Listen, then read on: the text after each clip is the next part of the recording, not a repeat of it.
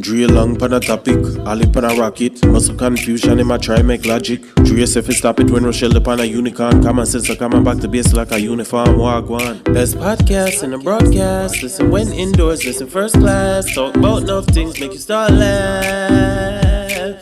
Best podcast in the world. Gwan. Best podcast in the world.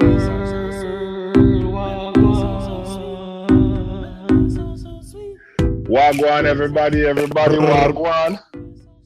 Yeah, we're there. Greetings from the Most High. Joe! Jesus Christ. All right, guys, just a little bit of housekeeping before we get started. We have a YouTube channel. If you don't already know, now you know. The YouTube channel is the Wagwan Podcast. Please subscribe, like, and share any of our content. Feel free to tell a friend, tell a friend, tell a friend. Yes.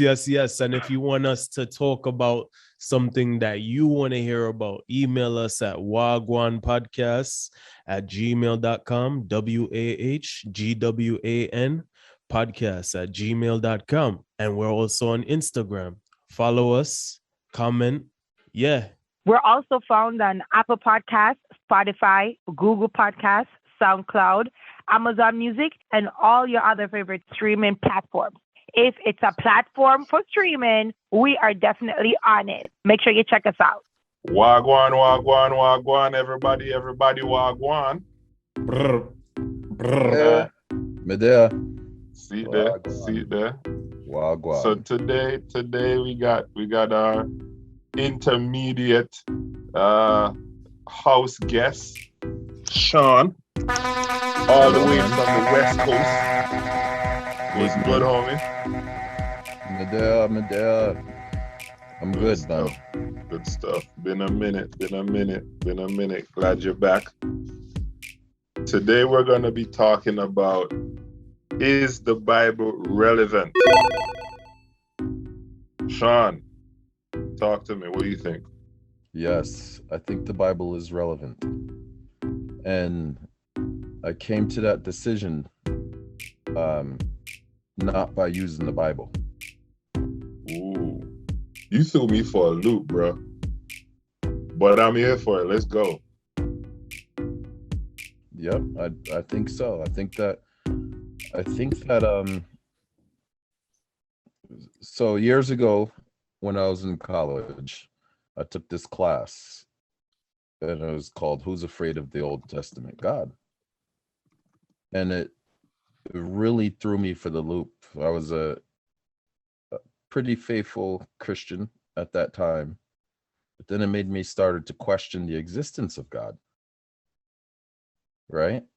And, I was probably doing some other stuff at that time, drugs like mushrooms and smoking some weed. And, that kind of gives you a cerebral thinking about things to make you think out of the box. But the class is really what did it for me. And the class showed all of these contradictions between the Old and the New Testament. And some of the things that were said in the Old Testament. One verse they showed me that really bothered me was like, go to the heathen nations and take them as your slaves, and they should be your slaves forever. That one really tripped me up, man. And I was just like, you know what? I can't do this Bible thing. I said, if morality is out there, you should be able to come to it. All right, so that was my coming to it. It took me years to get there, and I still struggle with faith sometimes. In fact, I'm jealous of people who can have so much faith. Ali in particular, you have a lot of faith in a lot of things. Like, the way I look at it is, if I'm going to have faith, I'd rather have faith in the Bible than in anything else. But I don't even think you need to have faith in the Bible. Like, it's relevant, and you can tell through the evidence. First of all, I want to say that Dre thinks that anybody that does drugs is a crackhead. Perfect. Any type of, there's no such thing as a good drug in Dre's eyes. Yeah, that's kind of a. It's kind of a. It's kind of a Puritan view of you know, and you know, I grew up same religion as you guys, so I understand that. Like you, the stimulation of your minds and thoughts can be a bad thing, right?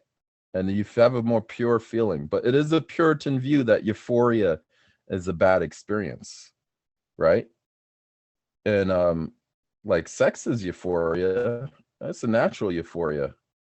But you could get that in other substances that, you know, are out there. For me, myself, I don't do any drugs whatsoever. I have a drink here and there, but I don't do anything anymore. Yeah. So here's the thing. The vape pen maybe once in a while. So we are human beings, right? And a lot of times we don't understand how things will affect us until it's affecting us. And so when it comes to drugs, I take the approach of I'm not gonna mess with it because yeah, Ali does it and he has a pleasant experience. But Ali and I are different people, right? So Ali might have the ability to control his addiction. I might not have the ability to control my addiction. Now I'm 39 years old and I've never done drugs and I don't drink alcohol. So I'm like, I'm 39, life's been great. I don't have a reason to start dabbling right now. You know, while I laugh about people and I ridicule people who do drugs, I don't judge people or judge them negatively because like you maybe like you, Shawn, maybe I'm jealous that they're able to do it and I'm not.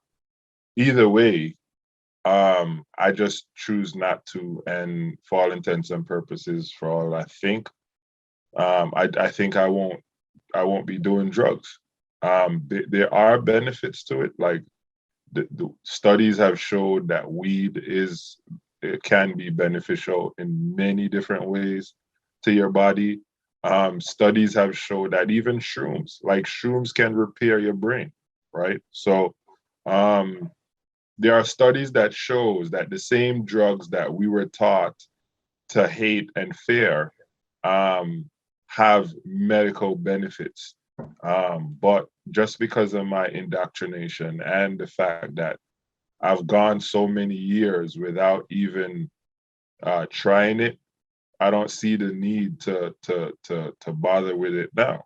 So it's not that, I hate people that do drugs or I want to laugh at them. It's just I don't see the value in my life. Like I've never needed to use drug to enjoy life. So why start now? And then, I go use it and then I'll be one of those that can't control it. And then it now have a detrimental effect on my life. And so I don't feel the risk toward ratio is in my favor. So I'll just stay away. Yeah, you're a smart man. I remember Ali, how old were you when you first tried mushrooms? Oh man, probably you're in your 30s, right? 30, yeah, 30. Never smoked weed before 25. I had a cousin always would ask me. I always thought it was weird to smoke with another man. Yeah. So I remember you called me up and you're like, I want to try mushrooms. And I was just like, why would you want to do that? I was like, You're 30 something years old. And like when I tried mushrooms, I was 18. And I was like, I had been there, done that. It's been years since I've ever done it again, right? and I had a lot of fun. I partied, went to concerts. And so I totally understand where you're coming from with that, Andre. It's not that you don't have anything to gain from the drugs. It's just that it's your life is good. Why would you want to, rock the boat? Some people make one decision that ruined their whole entire life. Yep. So it's better to play it safe, But Ali, I'm glad that you did try it and you had a good experience. I don't think mushrooms is something that you could get physically addicted to, but because every time I've ever done it, I've been like, I'm never doing that again. That's really your reaction? Like, I'm never doing that again? It's intense, man. It depends on how strong you take, how much of a dose you take. Yeah. Yeah. I think that a lot of us don't think about God in the sense of what God has created. But for instance, the foods that God has created is great for you, but the foods that man have created is terrible for you. The drugs that God has created is good for you, but the drugs that man has created is terrible for you. Is cocaine man-made or God-made? Man-made. Cocaine is man-made, but it comes from the plants. But they take it and do their own little thing. Mushrooms, how does mushrooms grow? Out the wild, people pick it, right, Shawn? Yeah. I have a friend who died, yo. He said, yo, my father was an alcoholic. I'll never touch any drugs ever. Yeah. He called me a pothead. He just recently died from overeating. Wow. So he died of a heart attack, man. Stop it. He was fat his whole life, though. Yeah, but most of his life, people. He was over 500 pounds most of his life. Yeah. So he was running from drugs when, in actuality, when I think about it now, maybe a little bit of herbs would have subdued his appetite, possibly. Mm-hmm. You know what I'm saying? Or he could just exercise self-control. Or he could have exercised, yes. Well, I'm saying exercise and exercise self-control. Yeah. But like, rest in peace. I think a drug is anything that changes. I have to look up the definition, but a drug is anything that changes your body chemically. So food can be considered a drug. Yeah, sugar is the worst drug there is. You see? Yep. You know what's funny? Go on. They test the foods in America and they test the foods in countries around the world. And countries around the world don't eat anything differently than what Americans eat. But the results from American food as opposed to other countries' food is vastly different. Like, America is one of the most obese countries in the world, while Italy and Germany and a lot of those other European countries, they eat the same kinds of stuff, but they don't suffer from the obesity problem, right? And I was watching this documentary and they did test the food, and the American foods will have like 6 times the amount of sugar. So you buy a bagel here and you buy a bagel in England, and the bagel in England has like 5 grams of sugar, while the bagel in America has 25 grams of sugar. And so, like Shawn just said, America is hooked on sugar and don't even know it. Yeah, and it's not even by a choice. So, Shawn, why is the Bible relevant today still to you? It's a real long story, but I did a lot of exploration in all of the religions, the Eastern religions, the Hindu Vedas, I did some Confucianism, some Taoism, because I was like searching for something. And Buddhism, all that stuff, and I just wanted to figure out what what was found. And what I found was that a lot of it had to do with sacrifice. A lot of these different religions, and you think about Christianity and the sacrifice Jesus made, it seemed like it was a huge the religions that survived, at least. There are some religions that did not survive the ages that were pretty horrible as far as child sacrificing and just like gluttony, as far as religions of pleasure. They never last, because the truth of the matter is you need to have the value of sacrifice in order to live a good life. And I think that's what the purpose of all these religions that have sprung up spontaneously all over the world is to try and give people a better way to live. And you can see that a lot of them have very similar, even the Muslims, right? They focus a lot on ritual and tradition. Say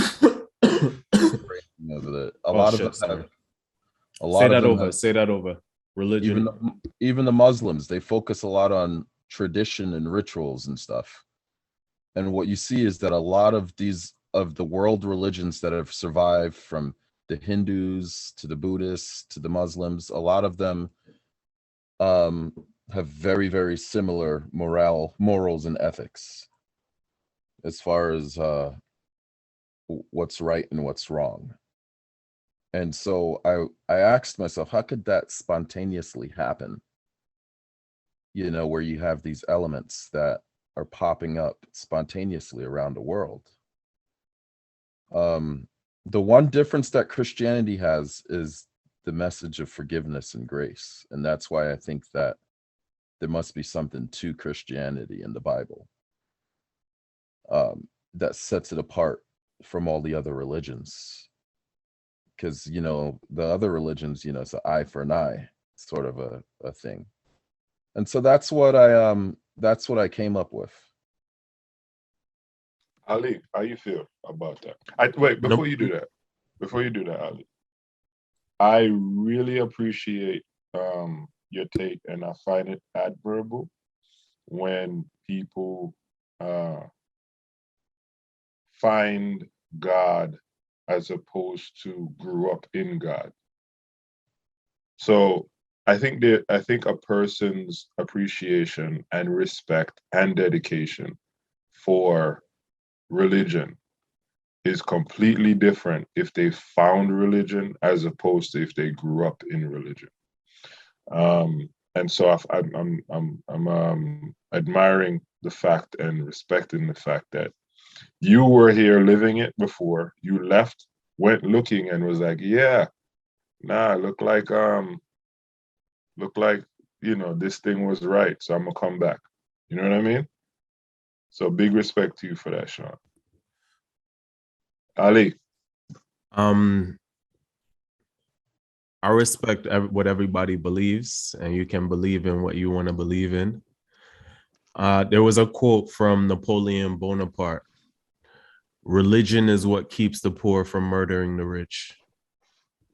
I think religion was a tool put here to control people, and thus the Bible. I believe our ancestors, before this Bible that was forced on us in slavery and Christianity, we worship the sun, we worship the wind, we worship the moon, we gave thanks to what we could see. A child, before the Bible comes around, the God of a child is their mother. They look up to their mother. The Bible speaks on how it's okay to have slaves. I disagree with that. I don't think my God would say it's okay to have slaves and leave a manuscript that it's okay to have slaves and to sacrifice your son. That, like Dre, literally think about, God forbid, you got in a dream, God said to kill your son. Think about Would you do that? Would you do that, Dre? If God came to you in a message and said to kill your son, that's no different than Jim Jones. So, yeah. So my dad and I was having that conversation yesterday, right? And I was saying, I think I was telling you before. I was saying that people romanticize God. Abraham is the father of all nations. That's what the Bible preaches, right? Yeah. Abraham was 100 before he got a child from his first wife. 100. So God told him when he was 80 that many nations is going to come from your loins. Now, if you think about it, at 80, you're like, yeah, me soon dead. I'm going to die soon. There's no way I'm going to have a nation coming from me, right? His wife was not too far behind him, right? So he gets to 100 and he gets his first child. This guy wanted a kid so bad, he took up another, he impregnated his wife's maid just so he can have one child. And the Bible says God was pissed with him, right? And then when he gets to 100, he gets a child with his wife. God tells him, go and kill that child that you waited 100 years to have. Go and kill him. And Abraham took up the kid, was on his way up to the mountain, prepared the altar to sacrifice the kid. And according to the Bible, God told him, stop. And when he looked around, because he heard God talking, he saw a sheep and went to get the sheep and goat, whatever it was, animal, and sacrifice the animal instead. Now, the question you asked me is, would I be able to do it? I think if God told me. And how would you explain that to your wife? He never told anybody. He didn't tell his wife. He didn't even tell the kid that he was about to go kill him. All right. Yeah, he just literally said, hey, we're going up to the mountain to go have a sacrifice, to go sacrifice. And he took the kid with him. So he didn't tell anybody what he was doing, why he was doing it. He just left the house and brought the boy with him. Now, I said to myself, like a lot of us, when we talk about God and we talk about like some of the characters of the Bible, we romanticize them, right? Obedience is big for God, right? It's real big for him. So I was saying to my dad, I was like, yo, if Abraham didn't listen to God and be like, yo, you crazy? I've been waiting 100 years for this kid. You finally give me one and now you want me to go kill him? Like, how the hell am I, like, I'm 100. Like, how, my wife's 100. How are we going to have the nation that you promised me? Right? And so I said, if Abraham didn't listen to God, right, this whole, the Bible story would have been completely different because Moses died. Moses didn't go to the promised land because God told him, talk to a rock, and he hit the rock. Like, that's how much obedience means to God, right? That's what the Bible teaches. So, wasn't it that he was supposed to hit the rock once and he hit it twice? No.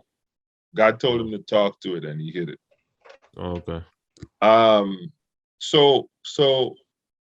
So God says, go crucify your son. Put myself in the shoe. I'm going to be empathetic here. And so when I said that to my dad, he's like, oh, nah, God never asked us to sacrifice kids. So Moses knew that it was a test. And I'm like, oh, so you saying Moses used deductive reasoning and said, oh, let me go play this game with you. You actually don't want me to kill my kid, even though you're telling me to go kill my kid. He's like, no, I don't want to say that. But I'm like, look, man, look, God said, don't touch the ark, right? The ark was falling. It was about to be destroyed because it was falling off the pedestal they were carrying it on. And the guy who touched it dropped dead as soon as he touched it. So obedience is important, right? So I'm like, if God told me, I would have thought something was going on with me. Like he would have had to come up here and say, yo, kill your son. And I'm gonna be like, why? Why I gotta kill him? Give me a reason. Because that don't make no sense. You will question God? Yeah, you can question God. Yeah. You can question God. Moses, God wanted to kill the children of Israel. And Moses was like, nah, don't do that, yo. How you gonna expect me to get people to follow and love you if you're gonna be killing everybody? Yo, I think that until I hear God myself and comes to me in a dream or speaks to me, I'm not gonna believe in the Bible in the sense that you guys believe in it. What's up? Why did all the miracles stop? You know, spreading the water with a staff, Samson with his ultimate strength. Like, shouldn't that still be going on today? So you want to take a stab at that, Shawn, or you want me? Yeah, let me just say this. Sure. After I started thinking about the Bible in a different way than what you're thinking, Ollie, what I found was that the Bible is incredibly consistent. It also is good with science, actually, right? So it I don't think it doesn't break from traditional science. If you look at it from the lens of if you try and look at it from the lens of what the people who wrote it were what they're, because language is a complicated thing. The Bible has been translated over and over and over again, right? We got our English Bible, the King James, I think from the Latin when it was written in Greek. So ours is actually, the English King James is from German. It's from German. Yeah. So just think about that, from Latin to German, and then you have the times. And you know anything about history, you know, people have thought in incredibly different ways. And so you have to think about what the message of the author is writing. You have to have the Holy Spirit really to guide you when you're reading the Bible to be able to interpret it well. Otherwise, you will not be able to understand these things. Because when you read that, you know, you should have slaves and they'll be your slaves forever. I hear that now and I think to myself, you know, we have modern day slavery. We do. In this country. And there's always been slaves for 10,000 years or so, right? So what is Jesus saying? Like when he says, listen to your master and be a good servant, you know? And he's just like, you know, protect yourself and do what you got to do to survive, kind of. And I'm not saying that that's what he's saying, but when I read that, I think about it in the perspective of history, and I think about it in the perspective of what's going on today, and what was he trying to say there. A lot of the times, the Bible was written over such a long period of time where you just can't just chop it up, a little piece of it, and say, oh, he says this and that. You have to understand the theme. And Jesus gave us a map on how to interpret the Bible, the Beatitudes, whatsoever is good, whatsoever is pure, whatsoever is, you know, he says, think on the Bible in these terms. This is how you interpret it. So, and so a person using the map that Jesus gave, if you read the Bible, you can see that it's incredibly consistent. Yeah, God is a God to be feared. But you think about, you know, when the theme of sacrifice, what I said, it's very important for a human being in living in today's world to sacrifice to have a good life. So when he said, kill your son, the theme of sacrifice comes up again. Why would God do that? Why? the other thing is you get from that is that faith is really important. God, right? And not okay. I was doing a DMT is a drug that's a hallucinogenic, and I'm smoking DMT one time, and I felt like I was at the center of the universe, and there were all these majestic beings or dancing around in like a neon haze. It was really unique experience. But I came out of that realizing God does definitely exist, or there's something going on. We just don't know what the nature of God is.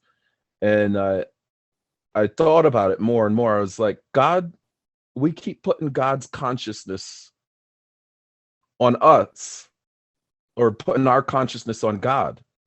We don't know God's consciousness. We're like, it would be like us trying to humanize an insect. God probably thinks so much more dynamically than what we think, that he knows more than we would ever know. So that's why you have to have faith. And that's what God is saying. If I tell you to do something, just go do it, because I know more than you. And that is what you get out of that message, to go kill your son.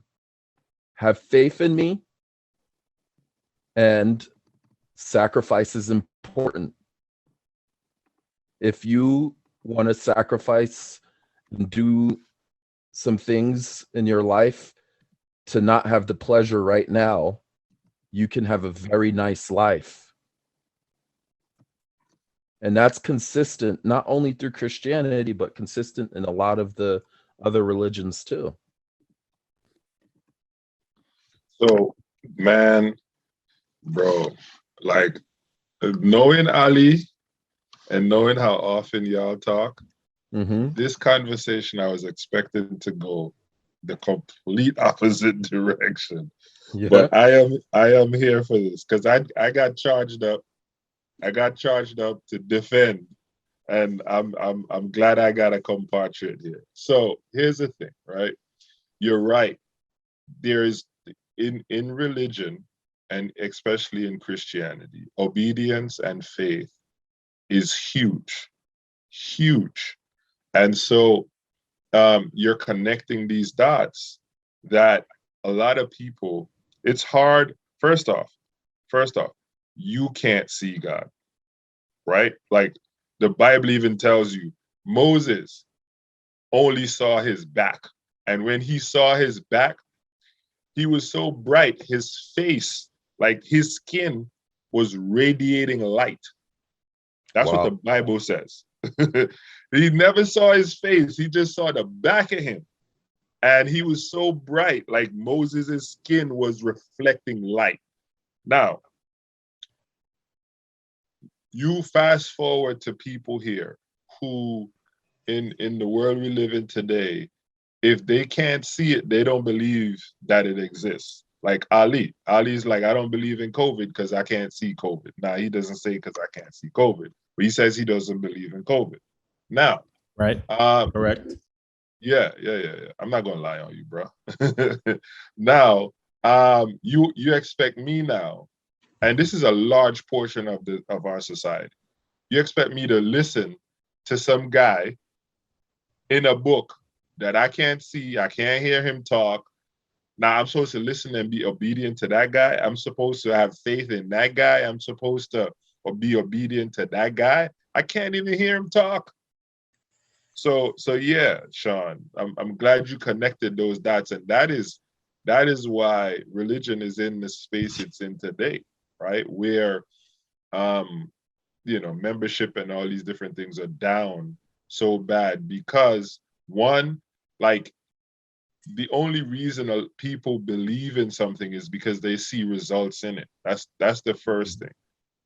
And the way God moves a lot of time is so subtle. You could not notice that he did something. Like I give you an example, and I think I've used this example before. and I'm gonna find a different example soon, but I'm gonna use it again. I was working for Montefiore Hospital, Mm-hmm. and I prayed. I said, God, give me a vehicle that's gonna compensate me for my effort and not for my time. And and I prayed that prayer because when you work in a job, you get compensated for the time. And so no matter how much effort you put in, you're getting compensated for your time. And so if you're making $20 an hour, $30 an hour, but when you show up, you're putting in 100% effort, you're still only getting paid $20 an hour. So fast forward to today, my job is driving people around, right? And I could drive somebody for 1 hour and make a couple of $100, or I could sit with somebody for an hour and make a couple of dollars, right? And so the point I'm trying to make is I prayed for a vehicle. And people, when you say, give me a vehicle that's compensating me for my effort, they're not actually talking about a vehicle. They're talking about some system that's going to propel me, right? Based on my effort, not the amount of time I put in. And literally, the prayer was answered verbatim. I went out, bought a vehicle, and now I get paid based on my effort and not only based on my time. So there are times when he answers, but I didn't hear him talk to me. But what I asked for, I got. And so because it isn't someone came and handed it to me, and I looked at someone and said, "Oh, hey, God, thank you." It's hard to believe that he did something for us. And so people don't believe, and so they don't obey. And so we have the present situation we have today in religion. That coupled with human frailty in terms of, humans are pastors, humans are priests, and they are humans, and so they do foolish things and tarnish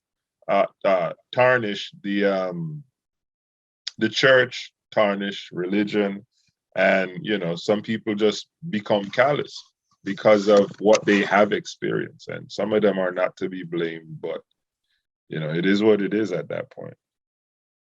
Yeah, and on that note too, um, I hear what you're saying, and I think you're trying to respond to what Ali was saying about where's the miracles now? What's going on here, right? Yep, correct. And Ali, you have to the Bible is an extremely complicated book, and that's why I say you basically need a miracle to be able to interpret it. But you don't need that. If Jesus gave us the map and the key on how to interpret the Bible to simplify it. What these people are saying, 4,000 years ago or however many years ago the text was written, they're saying it at a time when people spoke differently and their values were different. And not only did they speak differently, but the way they thought was different. And so you can't just sit there and read it and say, that's what it says, that's what it means. A lot of the times, right? A lot of times you can, but you have to look at it in the context. What was this person? What time were they living in? Where were they at? If you're not using Jesus's map, right? Mm-hmm. If you're just reading the Bible just to take one little section out of it and say, hey, what is this? What's going on? You can vastly misinterpret it unless you're looking at all of the variables that came into what they said. Why did they say this, right? So why isn't there miracles right now? I believe there are miracles right now. Well, I didn't say why aren't there? miracles. I didn't say miracles. Yeah. I said supernatural things such as men being super strong. Moses, these are bigger than miracles. Moses hitting this is magic. Moses hitting a staff and separating a river, a sea in half. What's up with that? Where is that going? So Samson being able to have sex with 100 women and not get tired. Good to go. Okay, just listen to me, hear me out here. Yeah. All right. And I'm saying the Bible is consistent. What I'm saying is you can't take it every word for word of what is said there. There's this Dre, you agree with that? That you don't take the Bible word for word? The Bible word for word it's the word of God. The Bible is the word of God. So and all right. If you use it from the context of Jesus, says and you're guided by the Holy Spirit, you can read that Bible and you will be fine. But if you're not guided by the Holy Spirit, as a lay member of society and just reading it, you could use the Bible to justify the most heinous atrocities. That's true. Right? I could just take out a text. So that's why I'm saying don't read it word for word like that. That's what I mean. What I'm saying is, if you're not guided by the Holy Spirit, when you're looking at the Bible, you have to look at it through all the variables of the author who wrote that, what time period they lived in, what language they spoke, what the values of the people were during that time period when they were, when it was being written. You have to look at it from like an anthropological sense. And when you do that, you see that it's terribly consistent. But the language that people use to talk, right, could be vastly different in the metaphors, in the way they try to describe things. If you know anything, words that probably don't even exist. So you could be reading something, right? Let me just... Yeah. And it could say something like I'm drinking this juice. I poured this drink in the vessel, right? That could mean something completely different during that time period.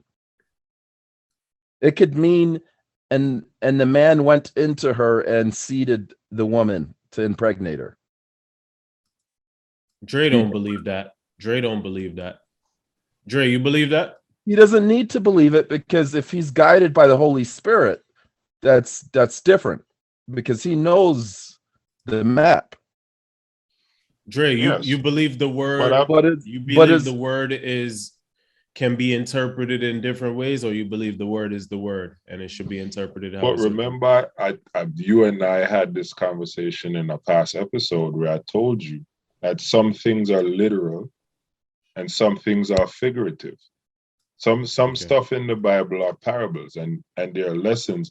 Okay, the chapter Proverbs, if you Google the word Proverbs, the word Proverbs mean lessons, right? Okay. So when you read Proverbs, you're supposed to read Proverbs not to think literally everything you're seeing here happened, right? You're supposed to think, all right, so it's sort of like Anansi stories.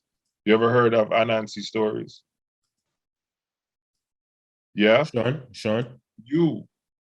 Yeah, of course. Right. So it's similar to Anansi stories. So there are some things in the Bible, like Shawn is saying, that are not literal. And there are some things in the Bible that are literal, and you take those things literal. Like the Bible who decides what should be taken literal and what shouldn't be? Some things are historical context. Jesus is the one who gave us like I said, he said, whatsoever is pure. So he gave us a map on how to interpret the Bible. He said, think on these things. So as a Christian who, any Christian who's accepted God and believes and has faith, right? They know that that's what Jesus said to do. And they can go through there and have blind faith and read the Bible and say, okay, but Jesus said to, they can interpret it in that way.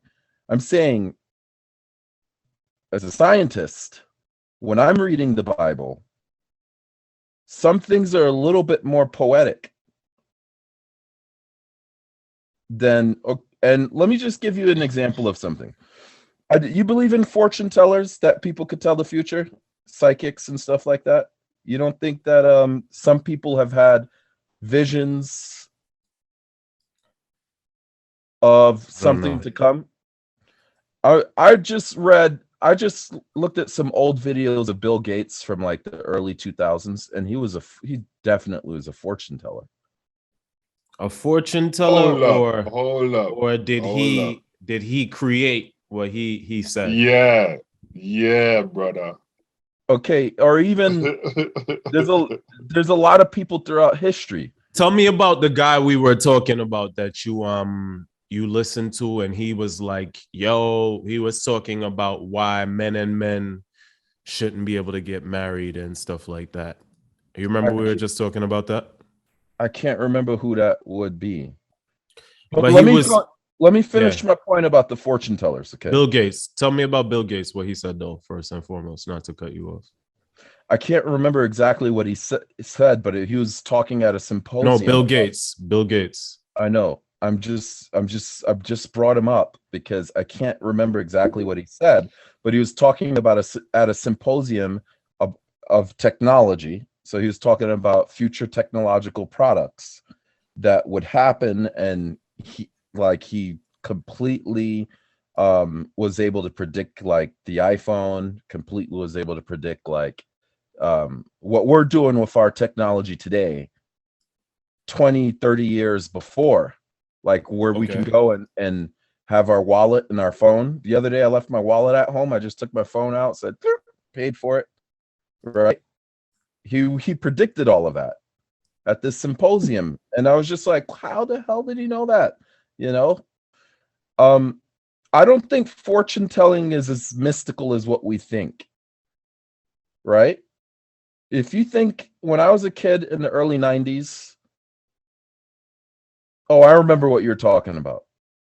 I wasn't talking about any person in particular.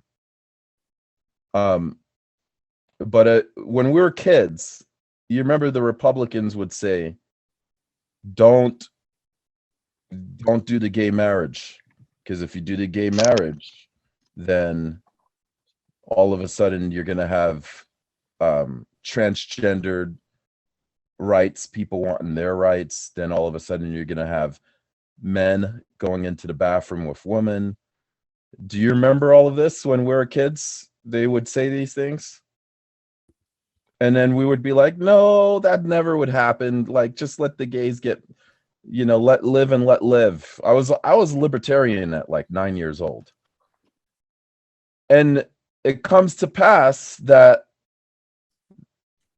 everything the Republicans said in the 90s is taking place right now. And what's even scarier is that they predicted, I remember them saying, you do that, and then next thing you know, incest is going to be wanting legalized. The next thing you know, what's the other thing? Bestiality will be legalized. The next thing you know, all these things. And then I was like, well, how the hell did they do that? I was thinking about it the other day, because we have the transgendered athletes, the swimmer who is beating all the women. The guy that's beating all the women. Yeah. The guy, of course, he's supposed to beat all the women. How were they such fortune tellers? How they fortune tellers. They use the Bible, and they use what they know about the nature of men and history. Yep. To say what was going to happen. Yes, exactly. So fortune telling is not as mystical as what you people think. The problem is a lot of people don't live in reality of what the nature of man is. Like when I told you, why are you so alarmed about your girl doing all of this? Don't you understand that that's the nature? Look, You're not living in reality. That's how it, when you say that to me, it's just like, you're not living in reality. This shit is happening every day, all day long. Women have been trying to replace you because they have to. They have this burning desire inside of them for protection. Nah, but protection is cool. And behind the scenes, we were talking about how my child's mother has since COVID got me to stop seeing my child, who I was seeing 5 days every week out of the week. She used COVID to say, I don't know if you could be trusted around your child anymore. And then started calling me a deadbeat to her boyfriend and her other people around her, saying I don't want to see my child, and even called me a deadbeat. Ali, and I'm saying that's wickedness.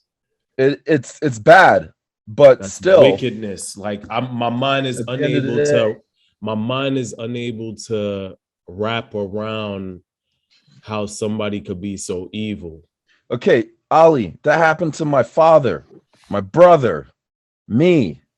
Okay, like every man who has ever broken up with a woman has become abusive all of a sudden. Okay, that's just something that happens. You got to live in reality. I have seen one case in which two people mutually broke up and they had a child together, and it was a good thing. And I don't know why. I know the girl was very heavy set, and maybe she was insecure or something. But that's the only time I've ever heard of a breakup being a good, because even if the man tries hard to make the breakup healthy, they, most of the time it becomes very, very toxic. so What were we? Dre, defend the women. Dre, defend the women. Them. Well, so it's not even a. It's not. Yeah.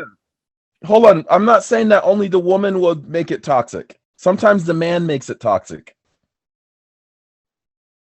But that is something that's deep inside of a woman as far as seeking protection. Like if a woman's husband dies, if we were living back in the jungle. Are you saying women have to lie to get protection? They're not lying. Lie and cheat. They're not, in their minds, they're not lying. Mm. No. So when my child's mother tells me to give up my rights to seeing the child, I'm begging her to see our child, and then she calls me a deadbeat, she's not lying? She believes wholeheartedly in her heart that you're a deadbeat. If she's calling you a deadbeat, she's not lying to her. So she's lying to herself, but in her mind, she's not lying. And there's nothing that you can do for her to ever think that she's not lying. So we gotta remember that we only hear an Ali side of the story, and most people don't paint themselves in a negative light. So there's something he's leaving out that she is latching on to, that she's using to validate her perspective that he's a deadbeat.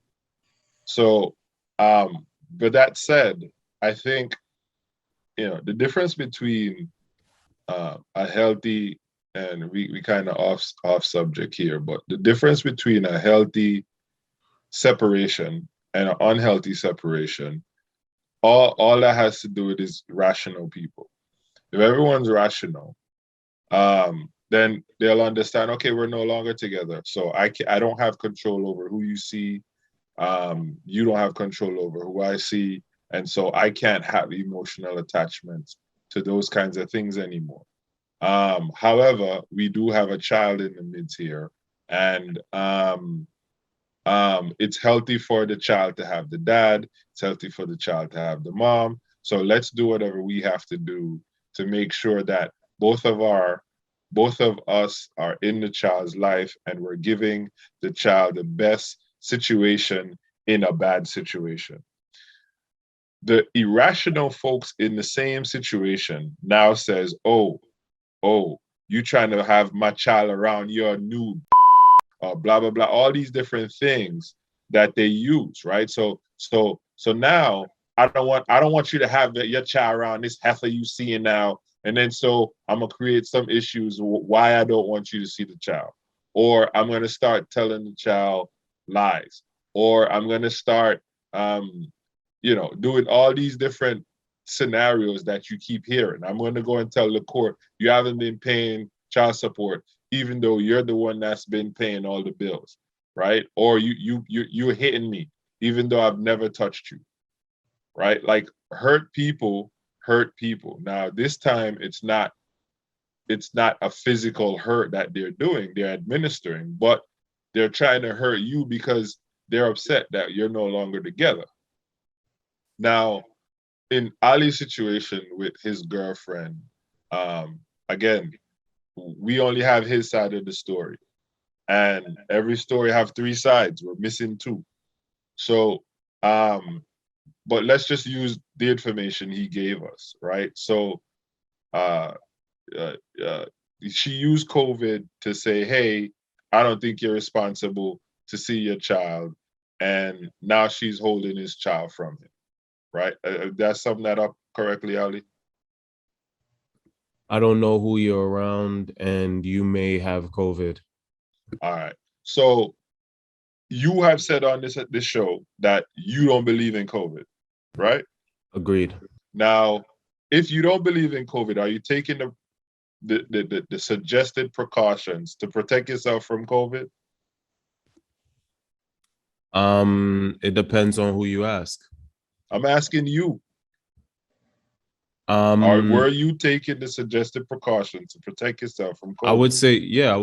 It depends on what you think COVID is. Do you think COVID is airborne? The mask mandate, do you think COVID is airborne, or do you think you get it from being don't around worry about people? me. I'm asking you. But I'm asking you real quick. Is COVID airborne to you? It's both airborne and droplets, because when you're talking, you're constantly spitting, and spit goes in the air and the wind carries your spit for a certain distance. So it's both man-made, but it's droplets. So yes, I think it's airborne because the wind will take whatever comes out of your mouth and carry it a distance. Is that what you think too, Shawn? Well, hold on. It's droplet and airborne. It is. When it's droplet most of the time, and then it becomes airborne when there's an aerosolized procedure going on. So we treat it like it's airborne all the time in the hospital. Well, yeah, let me tell you. I had a friend in November 2019. All right, Dre. Sorry, you don't want me to talk. Go on. What do you want me to answer, Sergeant? Yeah, let's finish that before you tell me about your friend. So were you wearing masks when they were saying to wear masks? In the beginning, yes. I was afraid. I was petrified in the beginning. Yeah. I remember you went to Atlanta and you was like, yo, I'm not wearing no mask. I don't believe in COVID. So I don't understand how all of a sudden... That was 9 months after COVID had officially started. Okay. So in the beginning, you were taking the proper precaution. So then why would she think you weren't taking the proper precaution? Because you said she didn't think you were doing the right thing. Why? What were you saying or doing that caused her to think that? Because everyone was assuming everyone was doing the right thing in the beginning. You did or said something to cause her to believe, or she just made it up? One day I showed up to her house and I wasn't wearing a mask. Okay. In the Bronx, where it's congested, where people on top of people on top of people, hundreds of people walking by each other throughout the day, you weren't wearing a mask in that area? No, I wouldn't. I think that you have an idea of the Bronx, but you haven't lived there so long. Come on, bro. Stop. Hold on, wait. You haven't lived there in so long. It's less congested now? when COVID was around and when I went to pick up my daughter, the path that I take to my daughter, there was not hundreds and hundreds of people. I would say when COVID had first started, everybody was in their house. So to say there were hundreds and hundreds of people on the road, that's a little bit wild. But anyway, y'all could think she's right. Let's get back to the topic at No, hand. this is not about us thinking if she's right or wrong, Ali. I don't think she was right to withhold you with visitations, you know. Let me just say something. My friend in November 2019 said, yo, COVID is real, it's coming here. The whole economy is gonna be shut down. She's a doctor. And I'm like, what? For real? And she told me about the seriousness of this way before it happened. They didn't shut schools until March 13th of 2020. She told me this in November. I was picking up my daughter 5 days a week, November, December, January, February, until March. Mm-hmm. Your child is in your germ pool. Your child is in your germ pool. If your child was seeing you 5 days a week and all of a sudden there's this magical thing that's killing everybody, your child, what makes one day you're good and then the next day, all of a sudden your child may get sick from you. You know what I'm saying? And that was the main thing. But let me ask you a question, not to change the subject. Shawn, do you believe in prayer? Do you believe God answers prayers? Me personally, I find it very difficult to pray. I do believe that I'm more agnostical about it as far as that goes. What does agnostical mean? I believe that it is a possibility that there are people who are so in tune, who have so much faith, that if they pray, God will answer their prayers. In fact, I'm probably alive because of that. I just don't know how to prove that, but I do think that it's possible. I personally have a very difficult time praying, particularly for myself, because I feel like I live a pretty good life, you know? And just like I'm a reader, I've read lots of historical books, and people have lived such more horrible lives than I've ever even imagined or dreamed of. People have lived in object poverty, object imprisonment, you know, just very, like, you read, okay, the life of Joseph in the Bible is a really good scenario for that, because there are people who have lived Joseph's lives who are alive today, right? And I just am like, and there are many of them, many of them. And This is the story of your brothers trying to kill you and being in prison for years? Yeah. Okay. And even worse than that, right? You have people who have had terrible lives, and I just can't. I feel like it would be selfish for me to pray for myself, and I'm just like, God, please just go help those other people first, you know? What do you think, Dre? Does God hear all prayers, Dre? It's gonna be weird, and I'm gonna answer truthfully. So there are, you know, how much people are on the planet? Like about 8 billion. 8 billion people. So let's break down the population. Or let's start out by saying the Bible says God is omniscient and omnipresent, right? So you said 8 billion people, and let's say half of them are religious, right? So that's 4 billion people. Like Shawn said, if 4 billion people are this is me putting limits on what I think God is in my brain, because I'm human and my brain isn't unlimited, right? So 4 billion people are praying and asking for stuff. That's a busy dude. which is kind of what Shawn was saying. Like, a lot of people out there asking for stuff. How I know he's gonna get to mine? But the Bible says he's omnipresent and omniscient. So, so based on the Bible, he does hear all the prayers, right? But because of our human capacity, we don't think that he can. So we sometimes don't give him his just due, right? So I still pray, but I don't wait for him to answer my prayer. So where the Bible says faith without work is dead, right? So I pray. I ask him for stuff. I thank him for stuff. And I ask him to go help those who can't help themselves. So I ask him for me and I ask him for them. But I don't sit down and wait for him. I go do it. I go try to get it done and expect him to help me. So if I say I want to cross over to the other side over there, I pray and I ask him, hey, help me get over there. And then I start building the bridge, right? And let's say I start building the bridge and I almost fall off, but he helps me to stay on the bridge, right? Like, I pray, I ask him for stuff, I thank him for stuff. Always thankful. Always be grateful. So I thank him, I pray, thank, ask, and then I get up and I go do. I'm not one of those that sit down and wait on God, because he didn't say to do that. So I don't do that. I think that we're all gods ourselves. We're made in God's image. I hate when people refer to God as him and Father. So much bigger than that. So I think we'd be closer by saying God is a it.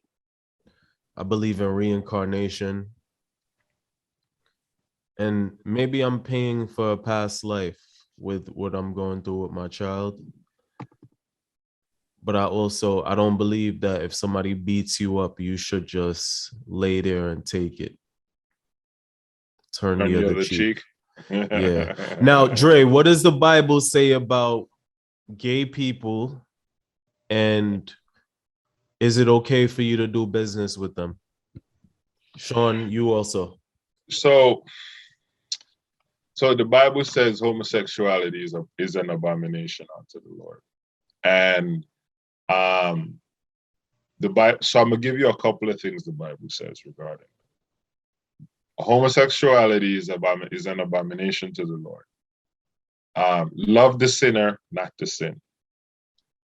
And then it tells you that you should stay away from people who are sinners. Now that's hard because everyone's a sinner, right? But the sins that people can see usually are the easiest ones to banish or excommunicate people for, because you can see it, right?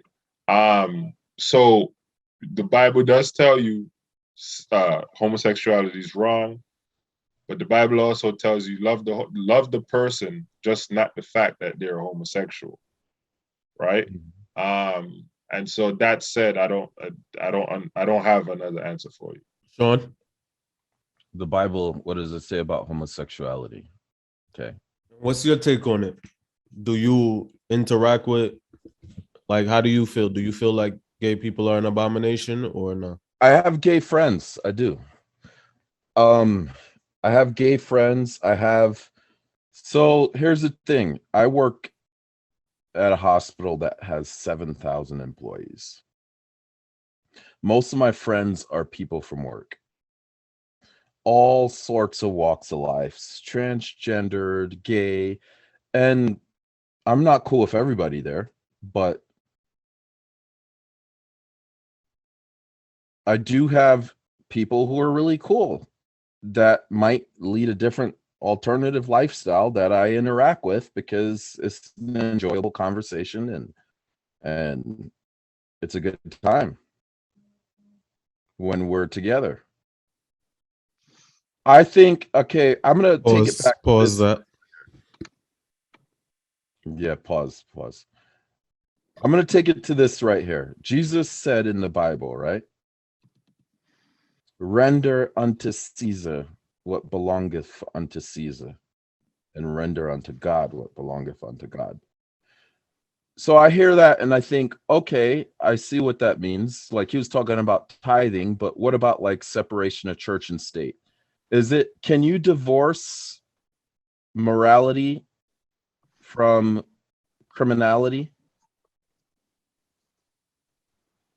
Can you divorce morality from criminality?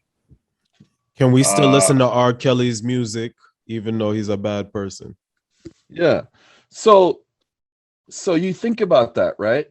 Is that what Jesus was saying there, or is he saying do what you got to do? And I agree with Andre when he says that you should be in a community of moral people. I'm not saying that you should allow these people into your necessarily inner circle if you don't feel comfortable with that. It's good to be with like-minded people. That's what I agree with him. But for me, I think that you can do business with, we have discrimination laws in this country. You can do business with somebody who's gay. You can do business with somebody who is transgendered. You can be cordial with them. And I think, in a sense, it would be the best ministry that you could possibly do if they see how happy you are in your life and what you do in your life. And people become curious, they're like, well, I wonder about this guy and his life. I wonder what it is that he's doing or she's doing to make it that he's so happy. I don't think Jesus wanted us to divorce. I hate to use this word because I think it's almost a slur now. The idolaters, or what are the heathens, or whatever they call infidels, it. the infidels From our life. We need to be in the mix with them. I have friends who are gay. I have friends who are transgendered. My personal views on it is that as far as transgendered goes, any individual has the right to mutilate their body. He said mutilate. And like, if I wanted to sell one of my kidneys, I should be able to do it. If I wanted to sell one of my lungs, I should be able to do it. I'm very libertarian when it comes to that, right? If you want to get triple D size breasts, you should be able to do that. Yeah. You don't think so? Yo, my take on it is I don't want a man or a woman who used to be a man in the bathroom with my little daughter. I agree with that. I think there's a simple solution: individualized stalls. Why do we have to have public bathrooms in the sense of public bathrooms that we have now? There are individualized stalls. What do you mean? Not individualized stalls in a public bathroom. I mean, like, you open up the door and there's individual rooms. Yeah. That's true. I think God created gay people.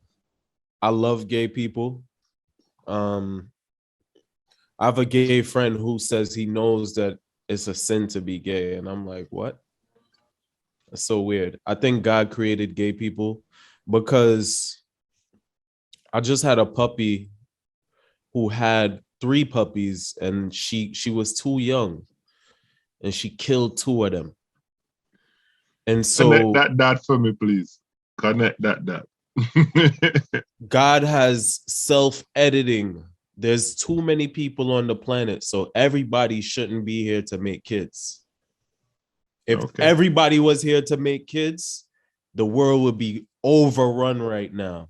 So God strategically put here men to like men so that more kids wouldn't be born, and those men could actually, I hope they do it right. Take care of those children and not do anything funny with those kids.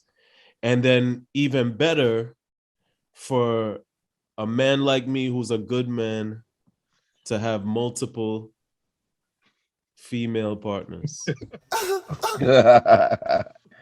I don't think God has anything. I don't think God cares about your multiple female partners, man. Dude. I just think that you're choosing a hard life. So here's the deal. Remember earlier, Shawn talked about he talked about that the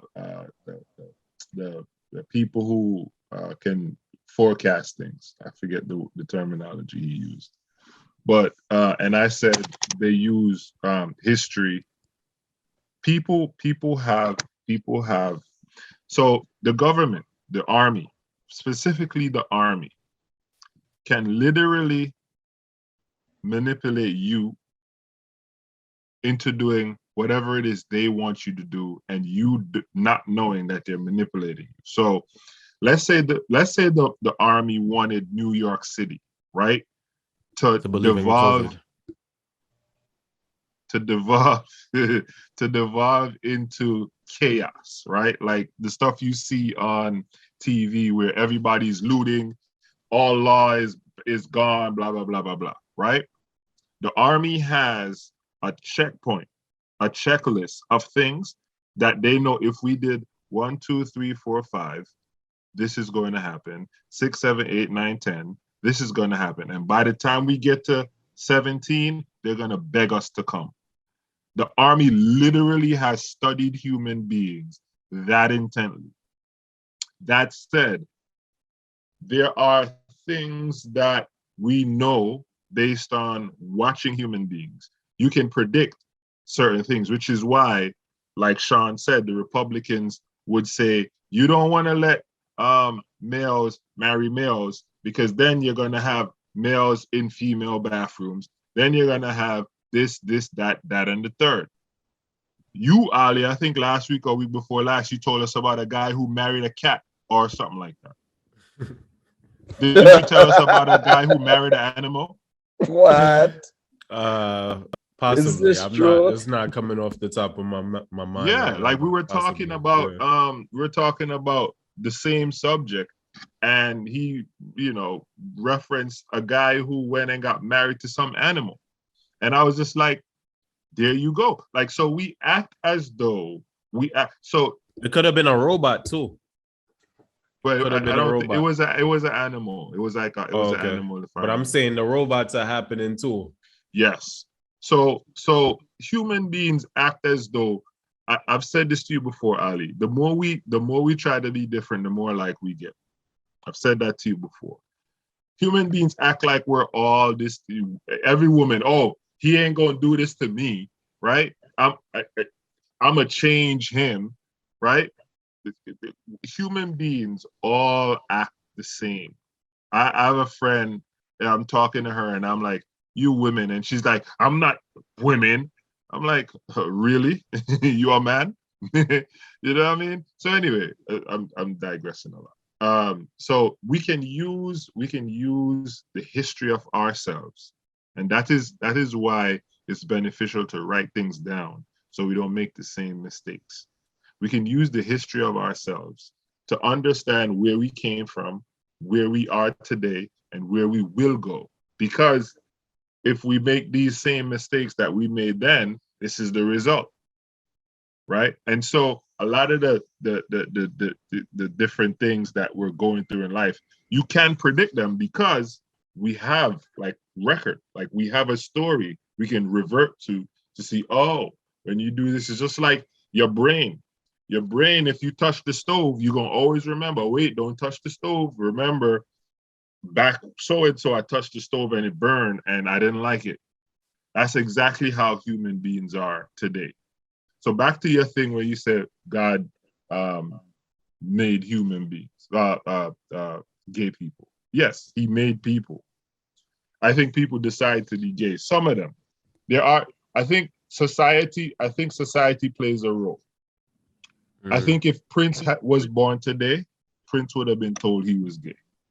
And Prince would have lived a gay lifestyle because of the time that he's born in.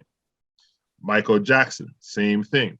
All those white rock and roll players who was wearing high heel shoes, long hair, and women clothes, like people would have told all those guys who was banging down women, right, that they were gay just because of the way they dress and blah, blah, blah, blah, blah. Fast forward to today, the same kinds of people, there's a whole society getting ready to welcome them. Oh, no, you're gay. Come, you're gay. And so now these people think, oh, okay, well, I guess I'm gay. What do gay people do? Oh, that's what we do. Okay, so let me go do that. Because you have too many recounts of people who one point was gay and now they're married, they're in heterosexual relationships. So I don't think it's something that was born. I think we all have things in us, and it's up to parenting and society to let us know if that's a healthy thing for us to have or if it's not a healthy thing for us to have. Like the person who says I was born gay, the same person, another person can say, hey, I was born loving kids. I'm 40 now and I still love 12-year-olds, right? Or I was born loving animals. And we decided to tell this one guy, hey, it's not cool for you to be loving animals, or it's not cool for you to be loving kids. Then we should also be telling the other person that, hey, based on society, where's the limit? Where's the limit? We decide what the limit is. And right now we're saying everything is a go. Right. Pretty much. Now, Shawn, you and I have discussed before that everything in the Old Testament, all the punishments in the Old Testament was caused by God, but all the punishments in the New Testament was caused by the devil. Do you remember when we had the discussion and the difference between the Old Testament and the New Testament was that, what was it? Rome took over or something like that, or Greeks? So in the Old Testament, and this goes back to the language thing, right? This goes back to language. Yeah. So if God is all powerful, all knowing, all good, everything is caused by him. You could conceive in your mind that you have one society on one side of the world and one society on the other side of the world, no contact with each other, could have completely different languages, would describe that in two totally different ways, much less in if they were in two totally different time periods. The Old Testament, the only time Satan is mentioned is in the book of Job, when he said, I'm going to and fro. And oh yeah, it's a snake too, though, right? And the With serpent. Yeah. And the serpent, yeah. Now I wanted to ask you this. This was a two-part question. Who do you think caused us to get molested, God or the devil? I think you're thinking about it in a binary situation. You're thinking about it in a sense of good versus evil, which is something a lot of people have done, even including Christians and stuff. There's a lot of gray area there that you have to think about. I don't think that the devil is causing every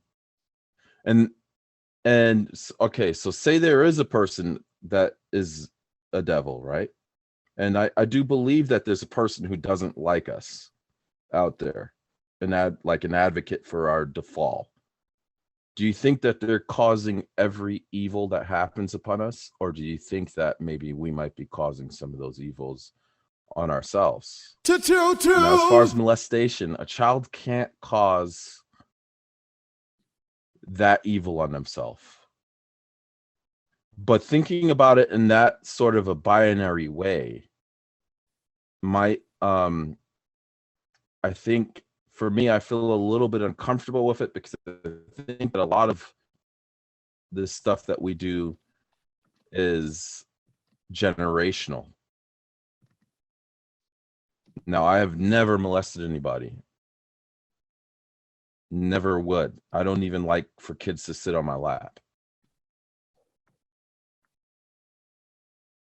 So let me get that clear. But I think that even the Bible talks about this. I remember my mom telling me about her getting molested. You have these generational curses that you have to purge. Yep. My kids have never been molested.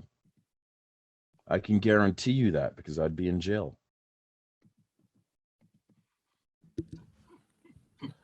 I don't know. I don't know about that. I mean, I'm not saying they haven't or In the haven't black been, but community, go on. we have not trusted the cops for a long time for good reason. A lot of these molestations have gone on unreported, which has been a double-edged sword because nobody likes a pedophile, right? We've had pedophiles in our community. They've been our uncles. They've been our cousins. We've had them. And I remember telling my mom once, I was like, Ma, so-and-so touched me. And she just was like, no, so-and-so didn't touch you. Family. It was just like family comes first because we couldn't trust the authorities, right? You don't want to send your family to the big house. Yeah. And so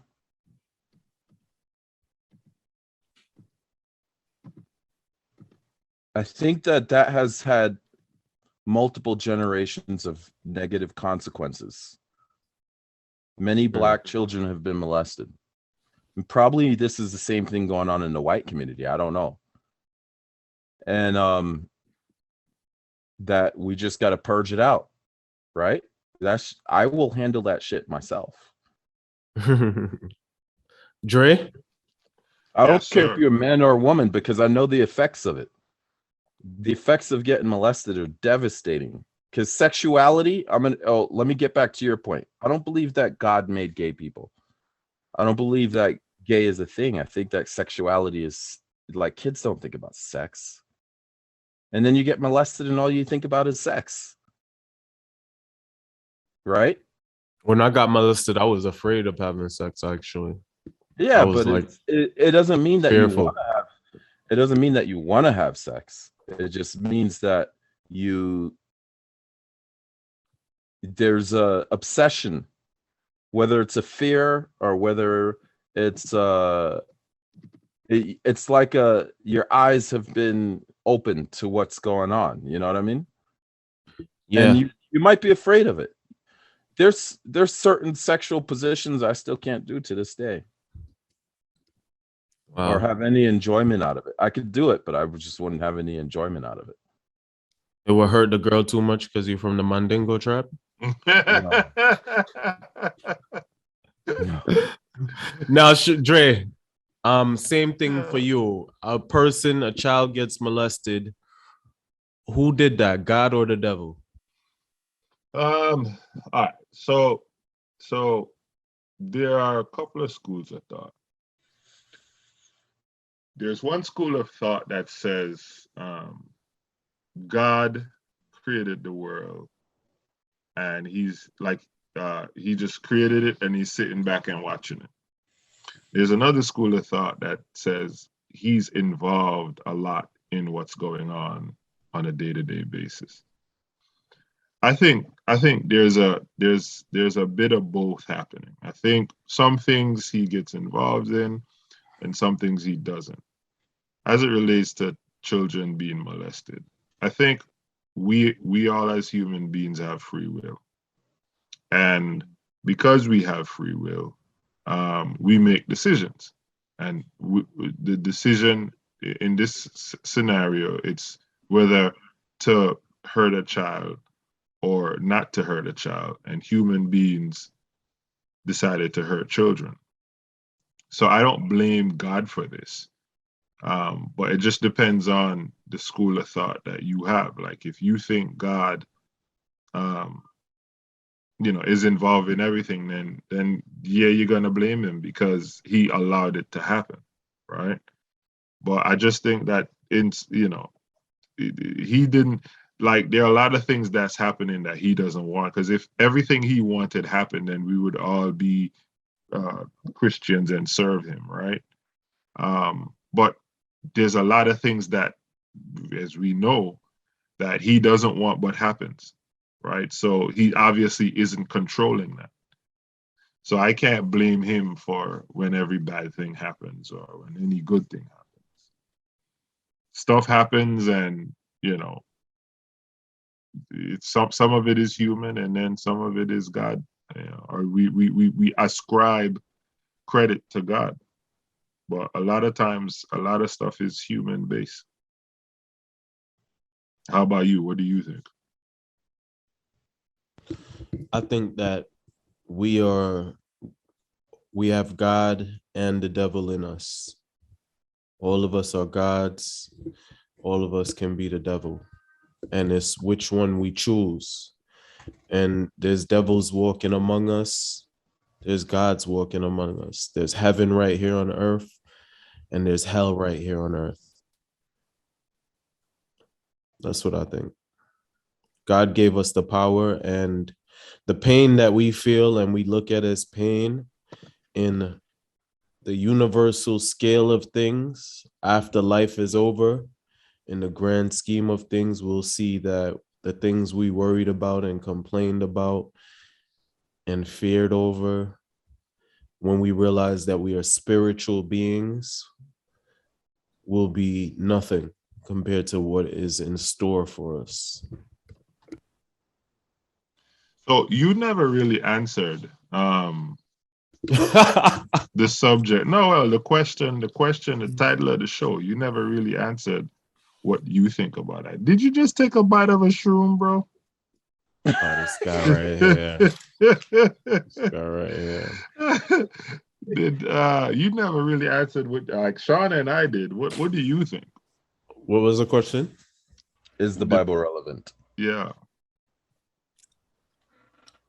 Nah, I don't believe in the Bible at all. I believe that the Bible is good stories. It has good stories in it, but you're not going to tell me God is okay with there being slaves. Not my God, at least. My God is not okay. Neil deGrasse Tyson said this beautiful thing. Hurricanes happen, typhoons. A tsunami will take out 10,000 people over a weekend in the Philippines. Kids are getting molested. A whole bunch of craziness is happening. Either God is not all powerful or God is not all good.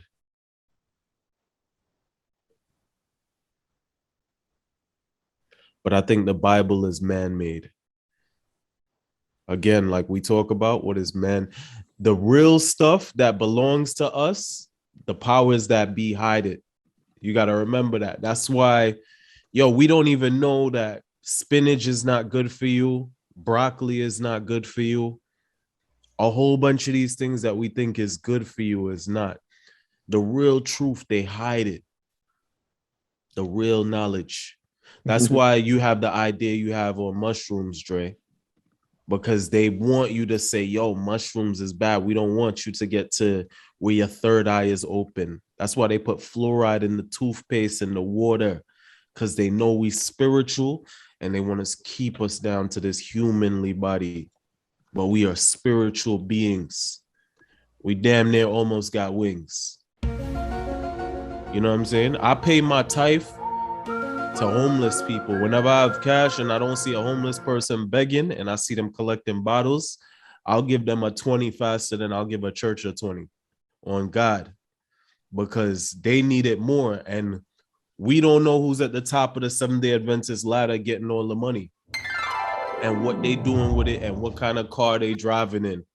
We all in the churches, but we don't own the businesses, but we full up with the Holy Ghost. But the hood ain't filled up with businesses, but it's filled up with churches.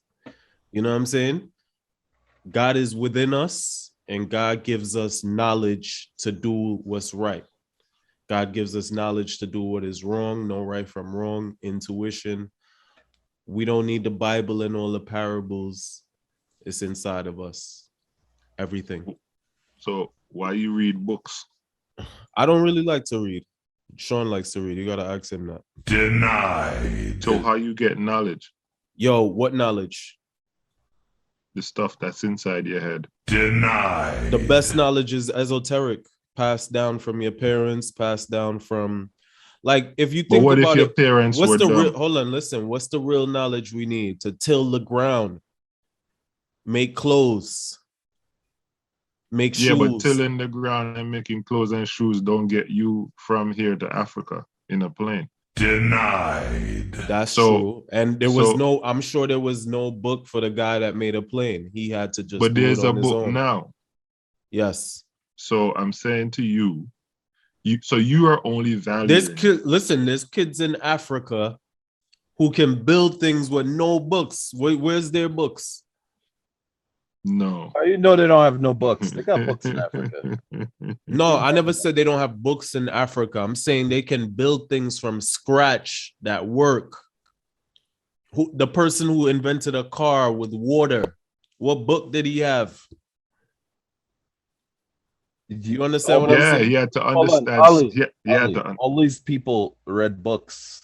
You cannot have that advanced level of engineering without having some knowledge from a book of physics, mechanics. All of them understand that. Like, I could go out there and build you a machine right now without a book, but I've read many books. Are you gonna build me a new machine, or are you gonna build me a machine that was already invented? I could build you a machine from scratch, whatever A you new want. something that's already invented, though, or something that's new? Everything has been everything. So I can build you a machine from the task that you want to be done, and it will be a new machine for you and for me. But somebody else has probably built another machine that could do the same thing. That's way Yeah. different. I think there's different You're You're in ways. the wrong business, Shawn. I think there's different vehicles of learning. Some people learn from reading a book, and some people learn from seeing it and doing And it themselves. And some that's- people learn from being told what to do. That's the beauty of the internet. It's making college obsolete, right? Because we're sharing our knowledge with each other. Many of the things that I've learned from the internet. And you know, I do read lots of books too. But yeah, that's the beauty of the internet, because we can appeal to multiple learning styles. Yeah. Whether you're a visual person or auditory person, or, you know, a person that needs a demonstration, we can appeal to all of that. Yeah. You know what? A plane is nice. You saying somebody needed a book to build a boat? Is that what you're saying, Dre? The first boat that was ever invented, somebody needed a book? Well, so the esoteric knowledge you're talking about, I think there are limitations to it. I think esoteric information gets you to a certain point.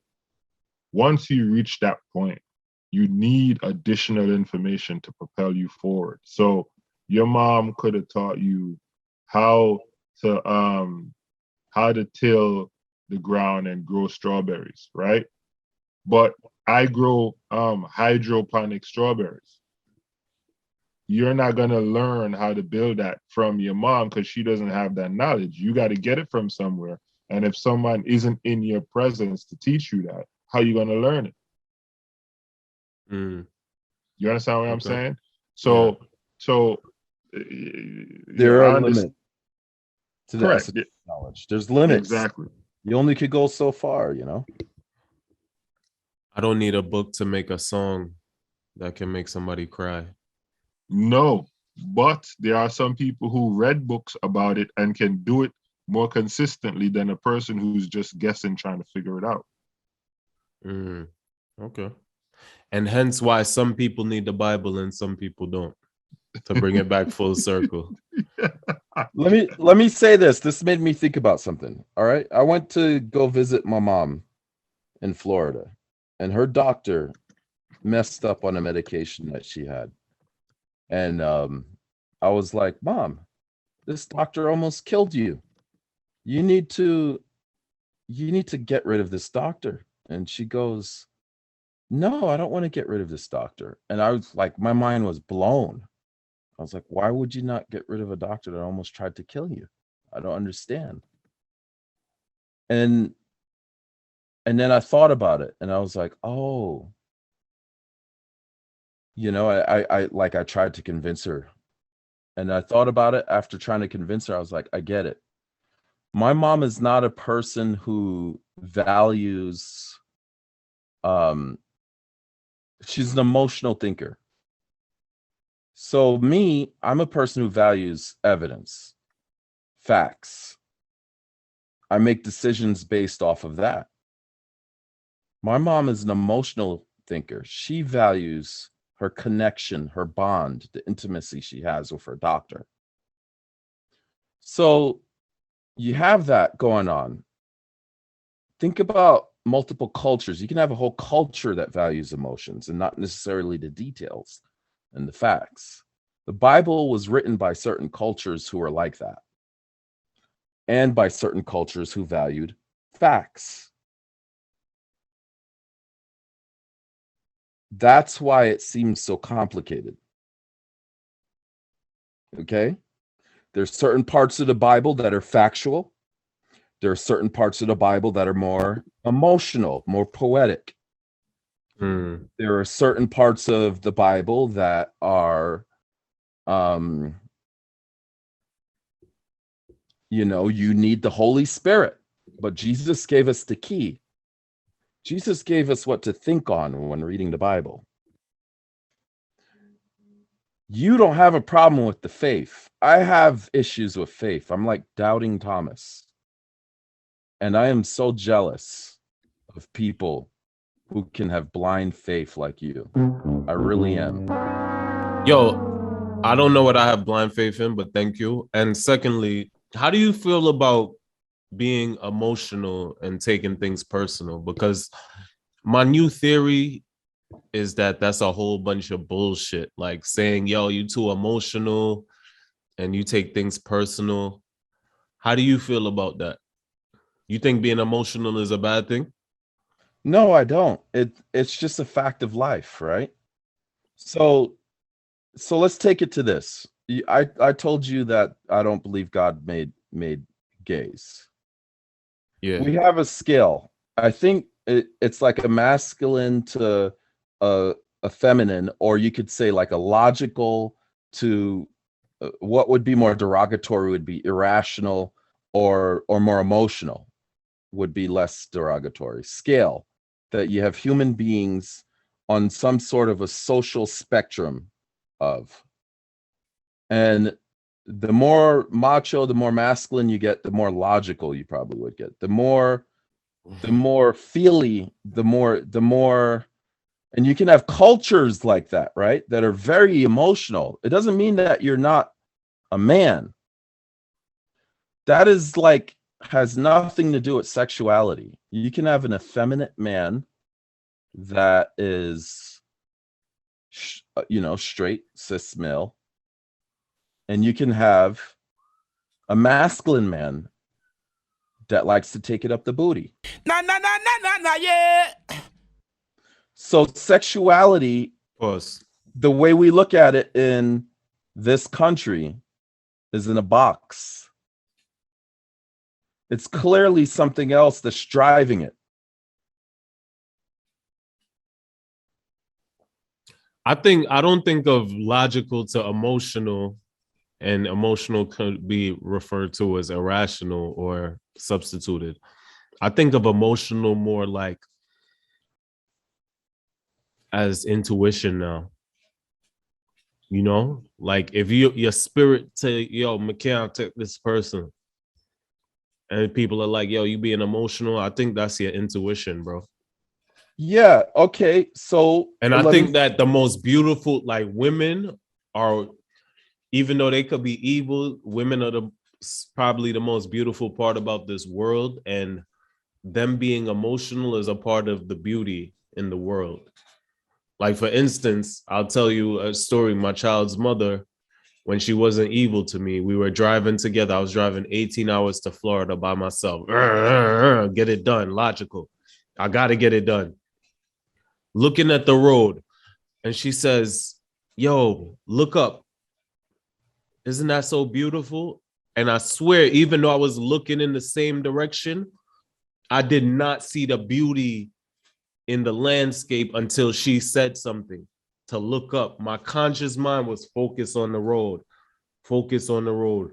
And as soon as she said it, the emotions that she felt just flooded me. And I saw how beautiful the canvas that God had painted was, you know? Yes.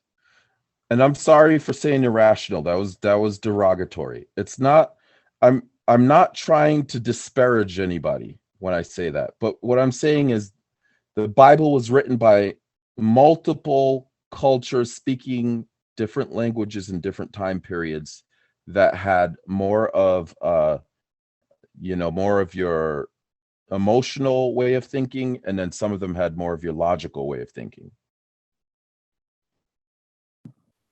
Okay. And I've had that experience that you had too. I lived in a place for 3 years one time where I didn't even notice that there are mountains surrounding this valley.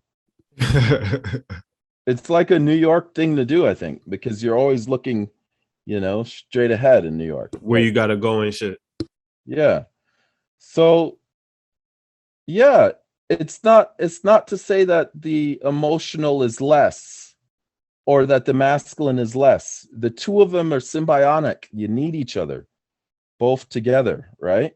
In order for it to work, because you can't forget about the emotional. Then you would have, if everything was logical, you would have no compassion. You would have no empathy. It'd be like, you don't work, you don't eat, right? You can't live like that. There's some people who can't work as hard as other people by limitations that they have that they might have been born with. So the emotional is just as important as the logical. Word. Or else we'd be like the Spartans throwing mentally ill babies off of a cliff. Dre, what's your favorite part of the Bible? What's your favorite story in the Bible? The favorite story in the Bible. I don't know that I have one. I don't know that I have a favorite story in the Bible. Let me think. I'll start. Sure. Has to be Samson and Delilah. How, improper use of coochie could kill you.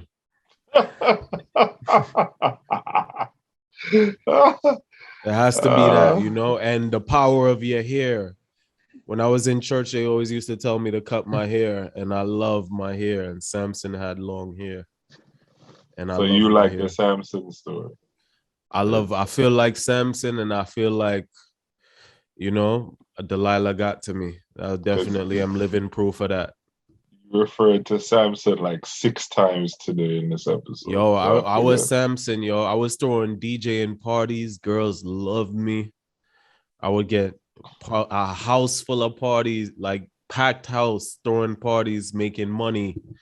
And I met this one girl, and surely enough, all of that stopped, and I cut off my locks several times. What about you, Shawn? Or Dre, if you're ready. I would have to say it's either David or Jacob.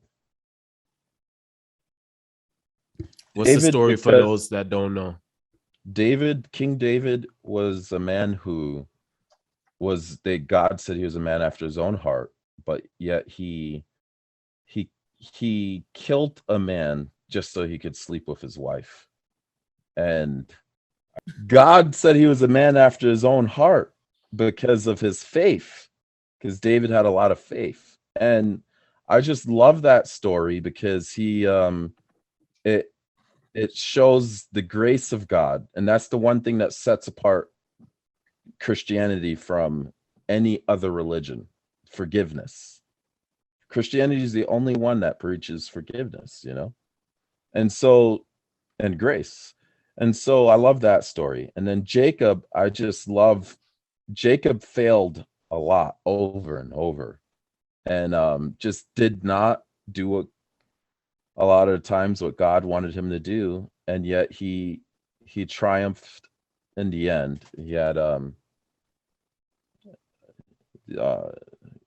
I like the story of Jacob. Right? So, so I don't have a favorite story. I think the way I look at the Bible is a guide. And what I do is I match up the Bible with real life and show myself and the people I communicate with the differences. So Shawn brought up David, right? I'm in a religion where they don't believe in dancing. When the man of God's own heart danced so hard his clothes fell off, and his wife got pissed at him and was like, "Oh, you trying to make all these chicks see what you got?" Right? His wife was jealous because he was dancing, praising God so hard, his clothes came off and he got exposed, and his wife got jealous. Or one of his wives got jealous. And that man, God said, is after my own heart. You look at Job, when we talk about the faith scenario. That man lost everything, not because of anything he did. And this goes back to your esoteric knowledge, right? Everyone around him was saying the reason you lost everything was because you're a sinner. God hates you, blah, blah, blah, blah, blah, blah, blah, right? They didn't have any proof. They just was saying, damn, bro, what a fit of bad luck. What did you do? And like Shawn said, in those times, you started having bad luck. People just started distancing themselves from you, like throwing babies off of a cliff, right? You start having anything bad happen to you, they think it's gonna rub off, so they stay away, right? And Job was like, Job's wife told him, "Hey, God don't care for you no more. Don't you see all the stuff he's doing? If you curse him, he'll kill you and your pain will stop." And Job was like, "Look, though he persecute me, yet will I trust him." And then Job, I think he had like 7 kids that all died. Like everything that he lost, he got back by 2. I don't remember if he got, 14 kids, but he got kids back, and all the money and cattle and whatever that he lost, he got all of it back 2-fold or 3-fold, something like that, because of his faith in God. So I don't have a specific story. You use all of it. You use all of it. Yeah. I just look at the Bible for all that it has, and I line it up with my life. And so I don't get boggled down with religion or doctrines.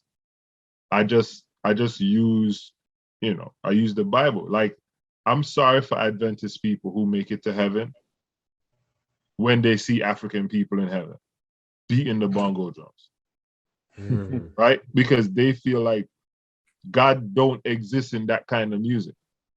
I'm sorry for those who think when you get to heaven, it's going to be all hallelujah, hallelujah, hallelujah, hallelujah, hallelujah. Like, I'm sorry for those people, because I feel like it's going to be a party going on, and I'm going to be in one of them lowriders going from party to party to party, praising God, right? Like, I'm sorry for people who think that you sitting here in on earth in your house in Washington, Shawn. Like, when Washington. they get to heaven, they're gonna sit in a house. Like, heaven is gonna be this vast place, and you're gonna sit in a house. I'm like, yo, lions ain't eating me no more. I'm going to Africa. I'm sleeping on the ground because I ain't got to worry about snakes biting me no more.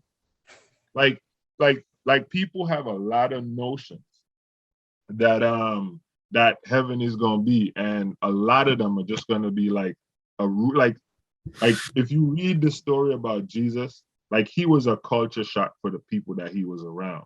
I feel like a lot of people gonna get to heaven and they're gonna be shocked because the people who you might end up, if you make it to heaven and you see your baby moms, you're gonna be like, what the hell you doing here? You know what I mean? So I think a lot of people gonna end up there. Shawn, we had sex before marriage. Are we going to hell? No. And the Bible doesn't say that. So what the Bible is, among with many of the other religious texts that we have in the world, I call it the collective body of human knowledge on how to live a better life, right? Some of these religions don't even have an afterlife. I feel like we might have an afterlife now. I do. I know that Jesus said the dead know nothing. And I've always kind of held on to that. But this whole Neuralink thing going on and downloading of consciousness, I do believe, like, if science is saying it's possible, then why wouldn't it be possible by God? Right? So anyway, back to the Bible, why I think it's relevant. It's very consistent with the survivable religions that have survived and are still practiced today, or were practiced for hundreds of years, with the morality of it. Very consistent. And if you look around your life and you look at the people who are successful, they follow that same morality. It's based in sacrifice and not over enjoying yourself, right? Not just like giving in to the pleasures of life. What sets the Bible apart from all the other religions, and why I think it's the truth, is the message of grace and forgiveness. Because if you don't forgive, you're just going to have war. You can't live your life tit for tat. That sounds exhausting to me. And what everybody wants in life is just peace and to be happy, right? Well, some people want conflict, so I shouldn't say that. Aunt Pinky. That's this is a joke. It's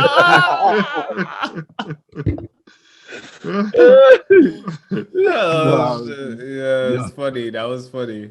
Yeah. And so I think the Bible is relevant. I do. I believe that the Bible is consistent with science. I believe it's consistent all the way through. I believe that we are not looking at the book with all the complexities, but we don't need to look at it with all the complexities. You just look at what Jesus said. Look at the Beatitudes, and you will get it. You don't have to be a scientist. You don't have to be a person to, interpret this, because science is always up for debate. But if you're following what Jesus says and the values of Christianity with faith and obedience and tradition, you don't even need any of the science. You can come to it. God gave us a blueprint to come to it through faith, and it's just written right there in the book. And so the Bible is relevant. If you follow the Bible, you're going to have a good life. Facts. For the most part. Facts. And science can prove that. Watch this. Ali, can you quantify the amount of money you spent going to parties? Like, so starting from the clothes to the liquor to the admission. No. So if I was to guess, if I could, yes, give me a number. What do you think? I would say probably 200,000, maybe. You spent that much money in your life? Damn.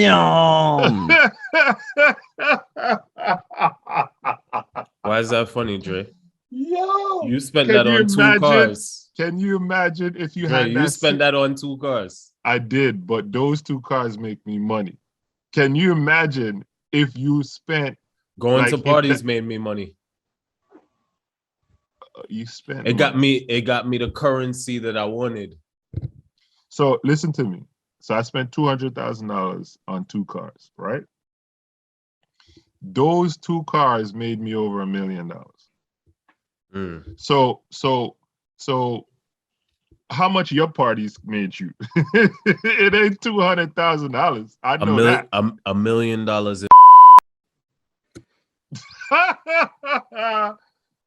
Oh my gosh. You are.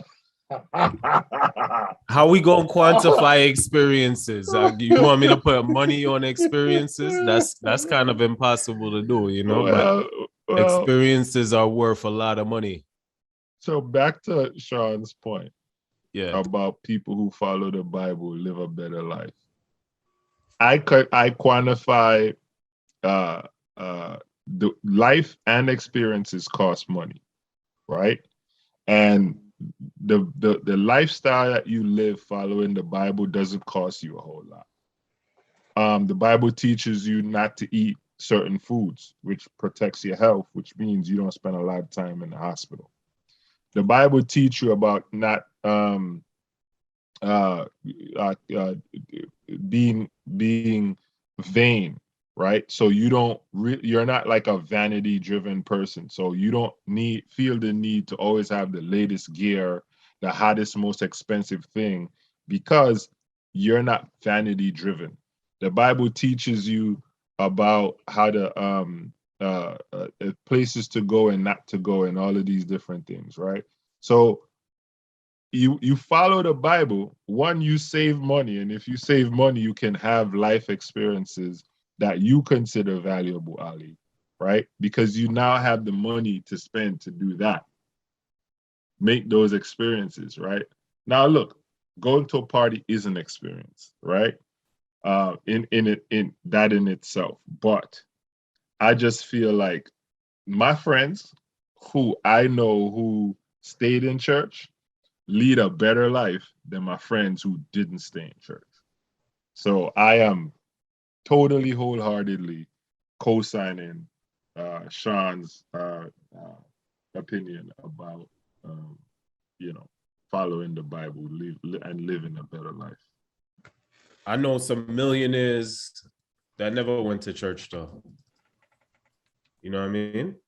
What I got like to my do boy with Joe, my boy Jomo, he ain't grow up in church. what I got to do with anything? I can living assure a great you life. I can assure you Jomo has had more negative experiences in his life than me. That's true, but the negativity help you grow sometimes, you know? The negativity is sometimes what you need to go through. The negativity is sometimes caused because of your parents. You know what I'm saying? Okay, if you say so. So who caused? So the guy who's in the party that got to run his fight or flight intuition got to kick in because they shooting up the party. His parents didn't cause that, and I never had that experience. You dig what I'm saying? So I'm just saying, Yeah. you have negative experiences living your life a certain way, and those things have consequences on your body or on your life, then you don't have those same negative experiences. You see where I'm coming from? You're muted. There was a girl, she was just walking down the street in the Bronx and she got shot just walking down the street. So I think God chooses when it's your time to go, when all of these things happen, whether you live a life in a party. I remember one time, I was so religious that I went to a party for the first time on a Friday night, and I was like, it was in Brooklyn, and I just felt so unsafe. And I was like, yo, God, please, if you make me survive this party in Brooklyn, I promise I'll never party on a Friday night again. Oh. Did you party on a Friday night again? Several times after that. Ali, that girl Yeah. who died, we don't know what would have happened. We don't know. You remember when I was telling you how we can't equate God's consciousness to man's consciousness because God is so much more dynamic. I'm convinced that when they say he's omnipresent and he's always here, he's not only always here with us, he's here with us in every time period. So he's here with Granny when Granny was 12. Right now, God is omnipresent. He knows the future. He knows the past. He could change the past. He could change the future. We don't know. What are you saying? He's here with our grandmother at 12 right now? Yeah. What do you mean? That is time doesn't exist for God. He's okay. Omnipresent. You don't know. You don't understand these things on why he start calling you Pastor Shawn, bro. I don't understand knowledge over it. Yeah, you don't know why God allows things to happen. You have no idea. Don't try and understand God. And that's why God says, have faith. That's why he told Abraham, go kill your son. I want to see if you're faithful. Right? Well, guys, it's been another passionate episode. I've learned so much. Thank you, Dre. Thank you, Sheezy, Manizi, for Sheezy. All right. Well, again, this was another fantastic episode. I appreciate you coming on, Shawn. Don't be a stranger, bro. Don't be a stranger at all. Ali, Miss Ababa, for your interesting perspectives. As there's always. People that think like me, yo. I told you that already. There's people that think like me. I told you that already, man. That's why you need to be you. Shout out to all my esoteric niggas. Okay. Well, gang. Shawn, what are you working on? What are you working on real quick? Shawn, what are you working on right now? I'm gonna try and get this Tinder date. I told her I was gonna go. No, I meant in life. I meant in life, not just 6 minutes. That is life. You just being the dad and stuff, right? No, like I got tonight off, so I'm gonna try. What are you building? What are you building? Netflix are you building anything? No, I'm trying to Netflix and chill right now. So okay, I get you. Yeah. Well, yeah. I don't know. I guess I have a lot of work to do, but I just look at that as work, you know? Yeah. So. Okay. All right. Sir. Yeah. All right, man. Okay. Good night, guys. Yeah. Good night. Yeah. Later. All right. Later. Well, guys, thank you for listening to another episode of the Gwan podcast. Yeah. As I mentioned, we are already on YouTube. If you don't know, now you know for the second time. Please like, subscribe, share our videos, spread the word, tell a friend, tell a friend, tell a friend. Yes. And if you want us to talk about something that you want to hear about, you could email us at wagwanpodcast@gmail.com. WAHGWAN podcast@gmail.com. We're also on Instagram and we're on all your other favorite platforms. That's Apple, Google, Spreaker, SoundCloud, whatever you want. We got it. Listen in.